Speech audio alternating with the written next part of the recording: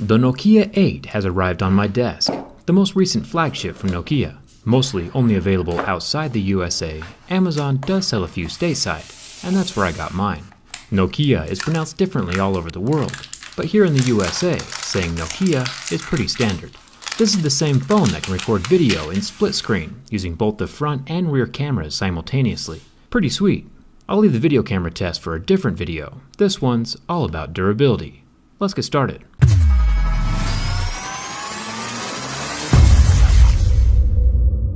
Nokia says this is their most powerful Android smartphone so far. Let's keep our fingers crossed that they stuck all that power in a durable body. This phone is using 6000 series aluminum, the same stuff Apple had to stop using because all their phones were bending. But we'll see how it holds up with Nokia behind the construction. Like always, we start scratching the front glass with my Mose picks. And with Gorilla Glass 5 in place over the IPS display, we get the flagship norm of scratching at a level 6, and a deeper scratch with a level 7. This means that keys and coins won't do any damage, but glass isn't invincible, so a screen protector is always a good idea. The home button is down at the bottom of the phone and holds its own against my razor blade. No damage or scratches are done to the surface of the button, so it'll last quite a long while. Sliding up at the top of the phone, we get the 13 megapixel front-facing camera, protected under that same Gorilla Glass 5 of the front screen, so no damage happening here. Then we have the earpiece. It has a thin nylon covering underneath that glass, but even after it's been damaged and punctured, it won't pull out from the phone. So if for whatever reason you get it dirty with makeup or dirt, just be gentle to not puncture it while getting the gunk out. Now the back of the phone is using anodized 6000 series aluminum, which isn't as solid as the 7000 series in recent iPhones. But it's not always about the quality of the metal. The construction and the shape has a lot to do with how the metal holds up. The scratching keys initially leave a mark, but it rubs away with my fingers. My razor blade, on the other hand, manages some real damage to the metal. This phone comes in 4 colors: polished blue, polished copper, tempered blue, and tempered steel.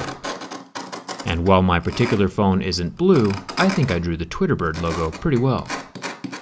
A little known fact is that the bird actually has a name, Larry. Kinda random, but now, with that random fact, you'll be really fun at parties. You're welcome. The Nokia 8 has a dual camera setup on the back, but it's one of those monochrome sensor deals instead of a zoom lens like on the Note 8, or a wide-angle lens like on the LG V30, so it just depends on what kind of pictures you need in your life. Either way, both lenses are protected by glass, so they won't be scratched or damaged easily like a plastic lens would. Nokia did use a plastic lens on their Nokia 3 this year, so I'm glad they avoided that with this flagship. The sides of the phone are completely metal. Up at the top though, next to the essential headphone jack, we get a plastic antenna band. And I am actually a really big fan of this design, because the plastic wraps around past the corners. Corners are most likely to impact the ground first during a drop, and it's nice to have a forgiving and absorbing material sitting there. The side buttons are made from metal, and then down at the bottom with the USB-C charging port, we have another string of plastic wrapping around each of the corners on the base. Taking a lighter to the phone is as useful as ever. The stock background just so happens to be an iceberg. Setting the impending doom and global warming jokes aside, this phone does claim to be IP54 water resistant, which basically means nothing. Light rain probably won't do damage to your phone, but any shallow puddle, sink, or toilet will kill your phone.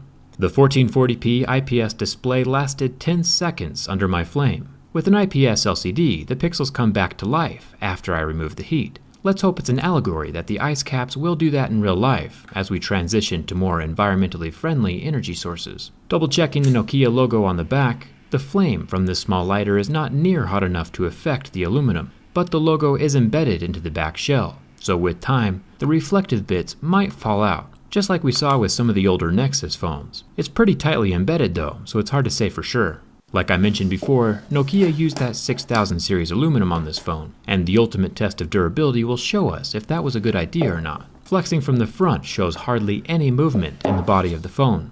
Even flipping the phone around and pressing from the back almost had zero effect. The shape of the 6000 series aluminum inside the Nokia 8 is more than enough to stand the test of time. This is a very solidly built and durable phone. Nokia's legacy continues with some of the most well-built phones of this year. The Nokia 6 was pretty impressive as well. Come follow me and Larry, the Twitter bird, over on my Twitter, and subscribe to stay updated on all the future phones being released later this year. Thanks a ton for watching, and I'll see you around.